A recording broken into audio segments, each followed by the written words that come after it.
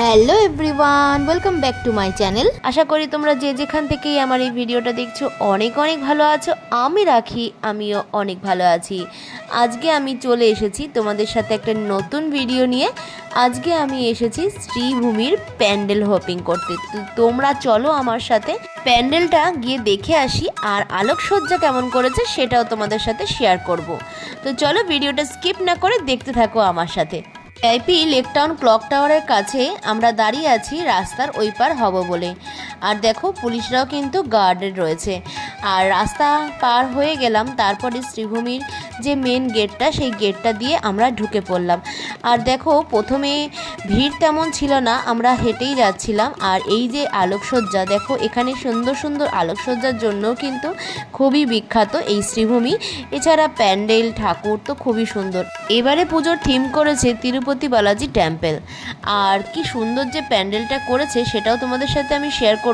আর এখানে দেখো আলোকসজ্জা খুবই সুন্দর। আর আমরা তো হেঁটে হেঁটেই প্রথমে যাচ্ছিলাম, তারপরে হঠাৎ করে শুরু হলো বৃষ্টি। আর বৃষ্টির মধ্যে কি করব, আমরা না পারছি ওখান থেকে বেরোতে, না পারছি ঢুকতে। এমন সমস্যা, ভাগ্যিস ছাতাটা নিয়ে গেছিলাম সাথে করে। আর এটা ছিল দ্বিতীয়ার দিন। এখন দিন দিন যেভাবে ভিড় হয় এই শ্রীভূমি স্পোর্টিং ক্লাবে, সেই কারণে ভিড় এড়ানোর জন্য মানুষ অনেক আগের থেকেই ঠাকুর দেখা শুরু করে দেয়। মহালয়ার দিন থেকেই ঠাকুর দেখা শুরু হয়ে যায়, যেহেতু উদ্বোধনটা হয়ে যায়। তাই আমিও ঠিক করেছিলাম এবারে দ্বিতীয়ার দিনই ঠাকুর দেখতে যাব। তবে শ্রীভূমিতে গিয়ে কিন্তু সত্যি মনটা কিন্তু ভরে যায়, এত চারিদিকে আলোকসজ্জায় সজ্জিত। তারপরেই শুরু হলো অঝোর ধারায় বৃষ্টি। আর এই দেখো আমরা লাইনের মধ্যে দাঁড়িয়ে আছি, আর জোরে বৃষ্টি নেমে গেছে। সেই সময় কি করব, ভাগ্যিস হাতে ছাতাটা ছিল। আর এই দেখো কি অবস্থা, সবাই বৃষ্টিতে ভিজছে। কিছু কিছু মানুষ তো ছাতাও নিয়ে যায়নি, ছোট ছোট বাচ্চাগুলোও ভিজছিল।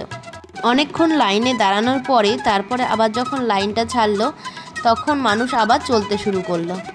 আমরা কিছুক্ষণের জন্য একটা শেডের তলায় দাঁড়িয়েছিলাম। তারপর যখন আবার বৃষ্টিটা একটু কমে গেল, তখন আমরা চলতে শুরু করলাম। এই দেখো আমরা সবাই দাঁড়িয়ে আছি একটা শেডের তলায়, পুরো ভিজে গেছিলাম যতই ছাতা থাকুক না কেন। এরপরে এত কষ্টের পরে যখন প্যান্ডেলটা দেখলাম না, সত্যি একদম চোখ কিন্তু ভরে গেল। খুব সুন্দর লাগলো প্যান্ডেলটা। চারিপাশে দেখো আলোকসজ্জায় সজ্জিত, খুব সুন্দরভাবে প্যান্ডেলটা বানিয়েছে। শুধু বাঁশ আর লাইটের সাহায্যে এত সুন্দর একটা প্যান্ডেল বানিয়েছে, দেখো মনেই হচ্ছে না যে এটা একটা প্যান্ডেল। এটা সত্যিই মনে হচ্ছে তিরুপতি বালাজি টেম্পল। দেখো তোমাদেরকে ভিতরেও নিয়ে যাব ধীরে ধীরে। তো তোমরা আমার সাথে থাকো আর দেখতে থাকো ভিডিওটা। তোমাদের যদি ভালো লাগে, আর যদি নতুন কোনো বন্ধু এখন এসে থাকো, অবশ্যই চ্যানেলটাকে সাবস্ক্রাইব করে দিও এরকম আরও অন্য নতুন নতুন ভিডিও দেখার জন্য। তোমাদের একটা লাইক, কমেন্ট আর সাবস্ক্রাইবে আমি কিন্তু নতুন নতুন ভিডিও করতে উৎসাহিত বোধ করি। আমি ধীরে ধীরে যাচ্ছি, দেখো লাইনের মধ্যে আছি, দেখতেই পাচ্ছ কত ভিড় আছে। আর বৃষ্টিও হচ্ছে তার সাথে সাথে। আর এই দেখো আস্তে আস্তে প্যান্ডেলের ভিতরে ঢুকছি। তবে হ্যাঁ, শ্রীভূমির প্যান্ডেল যেমন সুন্দর হয়, আর একটা কিন্তু জিনিসও এখানে কিন্তু খুব সুন্দর হয়। কি বলো তো, এখানে ঝাড়বাতি, একবার ঝাড়বাতিটার দিকে লক্ষ্য করো।